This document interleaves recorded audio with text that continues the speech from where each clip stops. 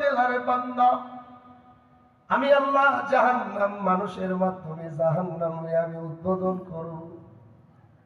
মানুষের মধ্য থেকে অধিকাংশ মানুষ আমি আল্লাহ জাহান্নামে ঢুকায় দিব।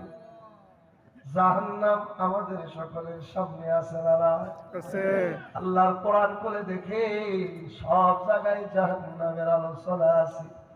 আল্লাহ বলেন, বান্দারে কোন নিয়ামত তুই আমার অস্বীকার করবি? বান্দারে কোন দিকে যাইবি, কোন দিকে তাকাইবি, কোন দিকে দৌড় দিবি, কি ছাড়বি, কি ধরবি রে বান্দা?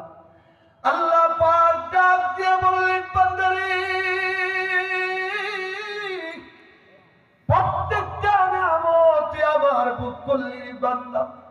কোনদিন মালিকের শুকর তুই আদায় করলি না রে বান্দা। যে চোখের দৃষ্টি দিয়া তুই বড়াই করলি রে বান্দা, যে জবান দিয়া তুই মানুষের সঙ্গে বড়াই করলি রে বান্দা, যে হাতের শক্তি দিয়া তুই বান্দা বড়াই করলি, যেই ব্রেন খাটায়া মানুষের সঙ্গে তুই বড়াই করলি রে বান্দা, যেই শরীরের রক্তের গরম দিয়া তুই বড়াই করলি রে বান্দা, যেই নিয়ামত তোর শরীরের মধ্যে আমি আল্লাহ দান করলাম রে বান্দা, একবার তাকায়া দেখো এই সব নিয়ামত গুলো তোমার বাবা তোমারে দেয় নাই রে বান্দা। আল্লাহ বলেন, বান্দারে এই সব নিয়ামত আমি আল্লাহ তোরে দিয়া দিছি। জোরে আওয়াজ দিয়া কণ্ঠে কেরা আল্লাহ পাক ডাক দিয়া বলেন, বান্দারে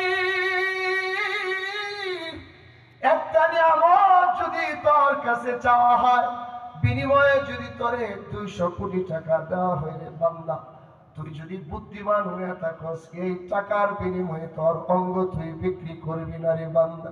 আমি আল্লাহ তোরে যত নিয়ামত দিলাম ওই নিয়ামত ভোগ করে তুই শয়তানের ধোঁকায় পড়ে গেলি রে বান্দা। নিজেও দিনের প্রতি আসলি না, সন্তানদেরকেও পড়ান শিখাইলি না রে বান্দা। আল্লাহ পাক ডাক দিয়ে বলেন, বান্দারে একটু খেয়াল করে শোনো।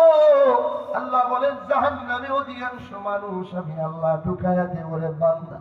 তবে আল্লাহ পাক এই আয়াতের মধ্যে যেদিকে ইঙ্গিত করে বললেন, আল্লাহ বলেন, রে বান্দা তোরে বুঝার জন্য একটা কলম আমি আল্লাহ দিয়েছিলাম রে বান্দা। তুই কোনদিন দুনিয়ার সব কিছু বুঝলেও তুই আমারে বুঝতে চাইছিস